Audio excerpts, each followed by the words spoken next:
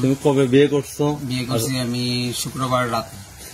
মেয়ের বাড়ি কোন জায়গাতে? মেয়ের বাড়ি হচ্ছে গিয়া বাংলাদেশ, এমনিতে শিলাজয়ী ও বোনের বাড়িতে ছিল, তো এখান থেকে নিয়ে এসে। তুমি জানো না বাংলাদেশ থেকে যে অনুপ্রবেশ করে আইছে তারা তো বিয়ে করা যায় না এইভাবে? না, তো তো বোনের বাড়িতে আছিল, তো আমি বোনকে বলেছি, তো বোন বলেছে ঠিক আছে তুমি নিয়ে যাও। আমি বলছি ঠিক আছে তাহলে নিয়ে যাচ্ছি। ও আইছে, তারপর আমি নাগরজলা আসলো, নাগরজলা থেকে আমি নিয়ে আসছি, নিয়ে ওখানে বিয়ে হয়েছে আমাদের মন্দিরে। কোন মন্দিরে বিয়ে হয়েছে? শিব মন্দিরে। কিভাবে বিয়ে করছো? বিয়ে করছি শুক্রবার রাত্রে, এই গিলাতুল। পুরোহিত মশাই তোমাকে বলছো না যে কাগজ ছাড়া হবে না? এখানে বলেছিল কাগজ ছাড়া হবে না। তাহলে কিভাবে বিয়ে হয়েছে? আমরা নিজেরই বিয়ে করে দিয়েছি। না ওইটা না, ব্রাহ্মণ ছাড়া তোমরা বিয়ে হয়েছে? ব্রাহ্মণ ছিল না? ব্রাহ্মণ ছিল না, ওইখানে বলতে ওই বারিন্দায় পাশের লোক ছিল। তুমি যে মেয়েটাকে বিয়ে করেছো ওর আধার কার্ড হাই কার্ড ইন্ডিয়ান আছে? ইন্ডিয়ান নেই, আমি ওর বাবাকে, আমার বাবা তুমি তো অলরেডি অবৈধভাবে বিয়েটা হয়েছে তোমার। বলেছি ওর বাবাকে, বলেছি আমার বাবা বলেছে যে যত তাড়াতাড়ি পারো ওখানে তোমার মেয়ের ইন্ডিয়ান কাগজপত্র পাঠাও। ইন্ডিয়ান ডকুমেন্টস ছাড়া কিভাবে হলো বিয়েটি? সে দুজন প্রেম করি তো। আচ্ছা, আরেকটা কথা বলছি, ব্রাহ্মণে কত টাকা দিয়েছো? না, ব্রাহ্মণ নেই তো ওইখানে, কেউ ছিল না? না, ব্রাহ্মণ ছিল না।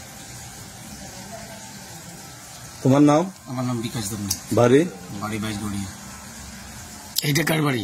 এটা মামার বাড়ি। আমাদের কুয়াই সুভাষ পার্ক আউটপোস্টে একটি খবর আসে যে মদের পিলার জন্য সাধারণ একটি মেয়েকে বাংলাদেশি সন্দেহে ধরে রেখেছে।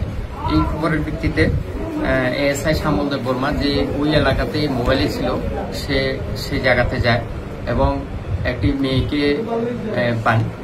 জিজ্ঞাসায় মেয়েটি, তার নাম রচনা ত্রিপুরা, বাবার নাম সঞ্জয় ত্রিপুরা, মাস্টারপাড়া, তপালছড়ি, খাগড়াছড়ি ডিস্ট্রিক্ট, বাংলাদেশ, এই বলে জানিয়েছিল। সে এও জানিয়েছিল যে সে 3-4 দিন আগে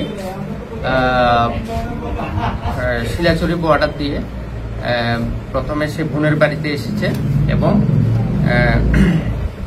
পরবর্তীতে সে ওই দিকে তেলিয়ামুড়া যাওয়ার উদ্দেশ্যে সে এখানে এসেছে। তো